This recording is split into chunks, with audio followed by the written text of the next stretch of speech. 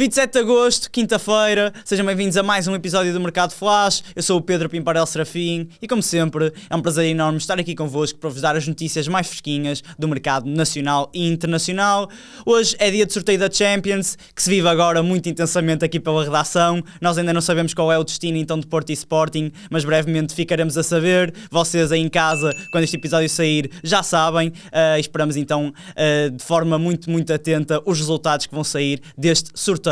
Pedir para subscreverem o canal, estamos cada vez mais perto dos 100 mil subscritores e contamos então com a vossa ajuda. Vamos então para mais um episódio. Vamos começar por meter o carimbo oficial em Segue Fofana, um regresso então tão esperado pelos adeptos do Futebol Clube do Porto, novo empréstimo do Rennes para uma temporada completa, sem opção então de compra. Os Dragões não terão de pagar qualquer taxa pela cedência, terão apenas de preocupar-se com uma parte do salário do médio Costa Marfinense. É um jogador que, como já temos vindo a falar nos últimos episódios, vai acrescentar poderio físico no miolo, encaixa que nem uma luva nas ideias de Francesco Farioli, foi decisivo na caminhada até ao título na temporada passada, vários golos importantes, sendo um daqueles que ficou mais na memória, aquele golo essencial na Pedreira, e o Porto fica assim com um meio campo bastante versátil para atacar as diferentes provas, tanto as competições domésticas como as competições europeias. Vai ser uma época bastante exigente para os Dragões, e Fofana deverá rodar entre a titularidade e o banco, dar também algum descanso a Froholt.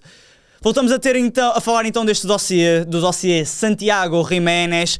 Está bastante difícil para o lado dos Dragões. O Porto e o Milan estão longe de um acordo quanto aos moldes do negócio. Os azuis e brancos querem um avançado mexicano por empréstimo. Os Rossoneri aceitam este modelo de negócio, mas há um grande problema que passa então pela opção de compra. O Porto oferece 15 milhões de euros pela opção de compra. Já o Milan quer um valor bastante superior a esse, mais 5 milhões, pelo menos 20 milhões de euros, e a formação italiana quer tornar esta cláusula, em vez de uma opção de compra, como uma cláusula obrigatória, com objetivos fáceis de concretizar. Está-se a falar nos portais nacionais que irá existir uma nova ronda negocial nos próximos dias entre os dois clubes, e terá realmente de haver fumo branco nos próximos dias antes do Porto avançar para um potencial plano B. Estamos a falar do internacional mexicano, que não conta para Rubén Amorim nesta próxima temporada, não tem número sequer de camisola atribuído, é um jogador que está completamente fora dos planos, juntamente com Tomori, como Fofana, que ficarão então afastados do projeto, mesmo, segundo a imprensa internacional, mesmo se não forem vendidos. Rubén Amorim não conta mesmo com estes três jogadores, mesmo se não forem vendidos, acabarão por ser encostados no decorrer então desta temporada. Vamos ver. Eu acho curto o Porto atacar a temporada apenas com André Silva e Denis Gul. Eu acredito que Samu ainda terá um processo longo até se adaptar novamente, até voltar novamente a ter os índices físicos desejados para ser opção. Acho que é curto, acho que o Porto vai atacar mais uma opção para a frente de ataque. Veremos se será Santiago Giménez. Tem um valor de mercado para o 0-0 de 18 milhões de euros e um contrato que se estende até junho de 2029. Stefano Eustáquio deixa o Porto, ruma ao país de Gales, já é oficial. O Swansea paga aos Dragões 4 milhões de euros no imediato, num negócio que pode render mais 1,65 milhões de euros por objetivos. Os azuis e brancos ficam ainda com 10% do valor de uma futura venda, e então Eustáquio será orientado pelo português Vasco Matos no Championship. Estamos a falar de uma realidade bastante competitiva, uma boa montra para os clubes da Premier League, que muitas vezes chegam ao Championship e pescam verdadeiros talentos. Veremos se o Eustáquio se conseguirá evidenciar num campeonato tão competitivo como o Championship. E o Eustáquio, que teve um percurso bastante interessante na Invicta, ajudou o Porto em vários momentos distintos ao longo de 4 anos, chegou a ser titular em algumas ocasiões, mas realmente perdeu muito espaço com o Farioli, foi emprestado ao Los Angeles FC, e pronto. Eu acredito que o meio campo do Futebol Clube do Porto já está cimentado, não haverá muitas mais mexidas no miolo. Acredito que agora a preocupação da direção azul e branca são realmente atacar outras posições. No Benfica, Richard Rios é alvo da cobiça da Arábia Saudita. Segundo o jornal El Tiempo, o Al-Ittihad está atento à situação do médio colombiano.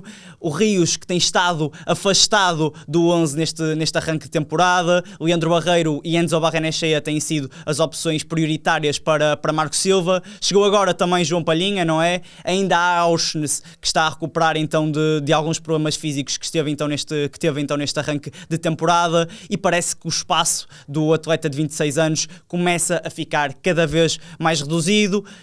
Mas atenção, não é? De um momento para o outro o tabuleiro pode virar, até porque o Benfica também tem a Liga Europa para disputar, e Rios está num claro crescimento exibicional, melhorou na reta final da temporada passada, parece estar confiante quando entra, então a situação poderá ter um grande volte-face nos próximos tempos, se não houver então uma venda entretanto.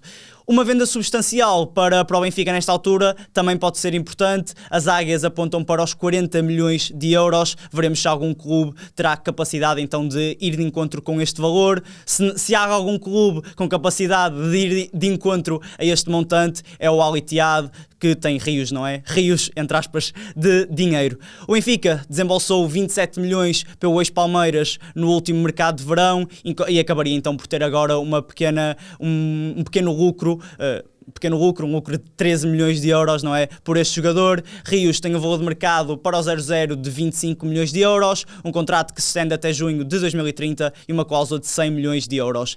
Se Richard Rios acabar por sair, o Benfica já tem um sucessor no radar, Gustavo Puerta, também o internacional colombiano, 23 anos, que atua ao serviço do Racing Santander. Não é a primeira vez que falamos neste nome esta temporada do Mercado Flash. Foi um jogador que esteve na mira do Porto, um médio-centro já bastante rodado, apesar da tenra idade. Já esteve no Bogotá, no Bayer Leverkusen, no Hull City, e é um jogador com características um pouco similares com a de Richard Rios.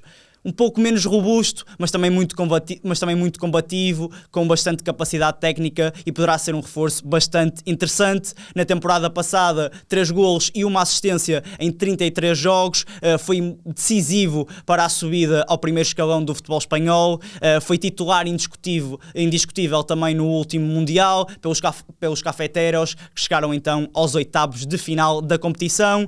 Lá está, seria uma alternativa interessante. O Benfica teria de pagar a cláusula de 20 milhões de euros, o valor que o Racing Santander pretende, mas enfim, poderá ser então uma alternativa a Richard Rios. Puerta tem um valor de mercado para o 0-0 de 10 milhões de euros e um contrato que se estende até junho de 2029. Ruben Amorim não esquece Gonçalo Inácio e quer o central do Sporting no Milan. Os rossoneri já fizeram alguns contactos exploratórios junto aos representantes do jogador, mas para já ainda não há então uma proposta oficial. O Frederico Varandas, aponta para um valor a rondar os 40 milhões de euros e seria uma peça que poderia ser bastante importante para os rossoneri. É um jogador que Amorim conhece na perfeição, já trabalharam juntos mais de 4 anos nos Riões, conquistaram vários títulos juntos, e é um central que realmente encaixou na perfeição num esquema de 3 centrais. Aliás, muitas das vezes está mais confiante num esquema de 3 centrais do que num esquema com 2, e como tal poderia ser um porta-voz da mensagem então do técnico português dentro do campo, alguém confortável com este sistema. Vamos ver se o Milan realmente ataca Gonçalo Inácio com força. Inácio, que começou como titular agora com o Rui Borges, mas na recepção frente ao Alverca a dupla acabou por ser outra, Ibrahim Abá, Zeno De Bast. E enfim, eu acho que a direção leonina não pretende vender o jogador, até porque já saíram várias referências do plantel neste mercado de verão, e certamente que a direção não quer perder mais uma. Gonçalo Inácio tem o valor de mercado para o 0-0 de 40 milhões, um contrato que se estende até junho de 2030 e uma cláusula de 60 milhões de euros. João Virgínia deixa o Sporting e assina pelo Wolverhampton, é então um reforço para César Peixoto. Segundo a imprensa britânica, os Leões encaixam 1,5 milhões com a venda deste guardião português. nunca teve espaço, não é, no Sporting, ainda para mais com a afirmação de Rui Silva. Foram 8 aparições na temporada passada, a maior parte das vezes para as taças. Regressa agora também então a um país que conhece bem, fez parte da sua formação no Arsenal, representou ainda o Everton e o Reading e agora volta novamente à Inglaterra e acabará por passar de um banco de suplentes para outro. Eu acredito que o titular dos Wolves, apesar desta chegada de João Virgínia, acabará por ser José Sá. O Braga empresta Tiago Helguera ao Atlético de Madrid para a equipa B. Os colchoneros ficam com uma opção de compra de 2,5 milhões de euros, um montante que poderia ascender ainda aos 4 milhões, consoante a concretização de certos objetivos individuais. Os arsenalistas ficariam ainda com 50% de uma mais-valia de uma futura transferência, um valor bastante significativo, não é, uma percentagem bastante significativa de um futuro negócio, e o médio de 20 anos passará então a disputar a terceira divisão espanhola, ele que na altura foi contratado ao Nacional do Uruguai em 2024 por 3,75 milhões de euros, somou apenas 2 jogos pela equipa principal da turma bracarense, esteve cedido ao Mirandés na última temporada, fez 35 jogos na segunda divisão. Teve alguns bons apontamentos, alguns bons pormenores, acabou por ser uma opção recorrente que acabou então por chamar a atenção de um colosso espanhol. Veremos se Tiago Helguera acabará por ter minutos na equipa principal dos colchoneros. Rio Ave anunciou a contratação de Malik Selouki até 2029, chega do Laval, emblema que milita então na segunda divisão francesa. A operação ficou fixada em cerca de 300 mil euros e estamos a falar de um médio ofensivo de 26 anos, esquerdino, com passagens já bastante memoráveis no Nice, no Maribor, foi campeão esloveno até ao serviço do Maribor, esteve também no Den Haag dos Países Baixos. Eu pessoalmente não conheço este jogador, mas sei realmente quais foram os motivos desta aquisição vilacondense. Foi a lesão grave de Ryan Guilherme no tornozelo, obrigou o emblema dos Arcos a irem ao mercado, a irem à procura de mais uma situação depois deste grande contratempo. Veremos se será então a opção imediata para Sotiris Silaidopoulos. O Futebol Clube do Porto cedeu Tiago Andrade ao Moreirense, é uma mudança então em definitivo.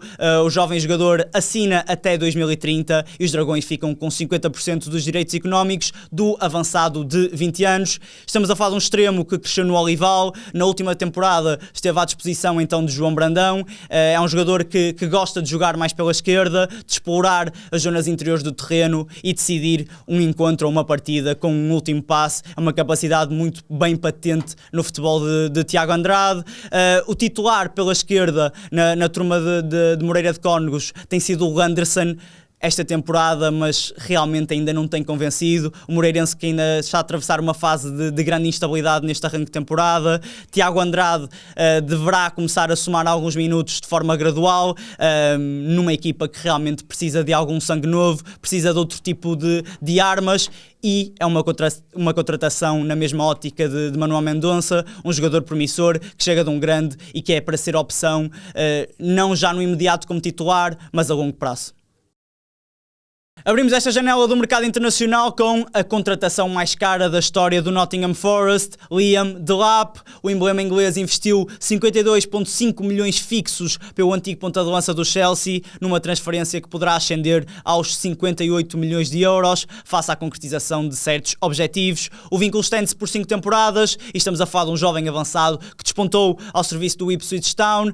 Na temporada 2024-25 apontou 12 golos na Premier League, um número verdadeiramente impressionante, tendo em conta que era um cenário bastante complicado, uma equipa que lutava pela manutenção, e um jovem avançado apareceu e ajudou a que a equipa conseguisse permanecer no principal escalão do futebol inglês. Era visto como um goleador bastante promissor e, como tal, o Chelsea pagou 35,5 milhões de euros pelo seu passe antes da participação no Mundial de Clubes, mas realmente depois da conquista do Mundial de Clubes, onde teve realmente alguns minutos, esteve muito longe de encantar. 2 golos e 3 assistências na última temporada, sempre na sombra de João Pedro, que era o habitual titular no Chelsea, e agora segue para outra paragem na Inglaterra. Terá uma concorrência também bastante forte, a de Chris Wood e de Igor Jesus, e o Nottingham realmente precisa de novas soluções para a frente de ataque. teve um arranque de temporada bastante complicado, perdeu para o Leeds na primeira jornada do campeonato e voltou a perder para o Leeds na Carabao Cup, onde foi então eliminado. Veremos se Delap irá dar maior poder de fogo então numa zona mais adiantada do terreno. Dominik Livakovic diz adeus ao Fenerbahçe e assina pelo Barcelona, custa 2 milhões de euros no imediato aos cofres blaugrana, com mais 2 milhões de euros em objetivos também envolvidos. Assina um contrato até 2030 e estamos a falar de um guarda-redes que esteve na sombra de Ederson nesta última campanha e agora, muito provavelmente, irá ser sombra de Juan Garcia. Mas há um cenário em que isso realmente não aconteça, porque ainda há Szczesny no plantel e há a forte possibilidade de Livakovic seguir para outra paragem a título de empréstimo, para ter minutos, para continuar a ser valorizado. Estamos a falar do Dinamo de Zagreb como um dos clubes mais interessados pelo passe deste guarda-redes croata. Seria um regresso a um clube onde realmente se evidenciou, fez 310 jogos oficiais no Dinamo de Zagreb, foi 8 vezes campeão no seu país. Veremos se será uma possibilidade de rumar a uma realidade que conhece bastante bem. Seria muito difícil ter espaço nesta temporada com Szczesny e com Juan Garcia, mas há a possibilidade de ainda se manter no plantel do Barcelona caso Szczesny vá embora. É um cenário menos provável, mas que realmente poderá acontecer. Livakovic é um guarda-redes muito talentoso, já está numa idade um pouco mais avançada, não é? Mas é um guarda-redes que poderá ser opção para onde quer que vá. Chegamos então ao fim de mais um episódio. Obrigado por estarem na nossa companhia. Não se esqueçam de deixar nos comentários as vossas opiniões sobre os vários negócios abordados, de ativar as notificações para não perderem o conteúdo diário que nós vamos lançando aqui no YouTube. Hoje não tivemos tempo de ir a vários negócios no panorama internacional, mas amanhã provavelmente teremos mais espaço para o fazer. Hoje a lista era muito longa, mas pronto, deixamos alguns dos dossiês para amanhã. Não se esqueçam, fiquem connosco, fiquem com o 00.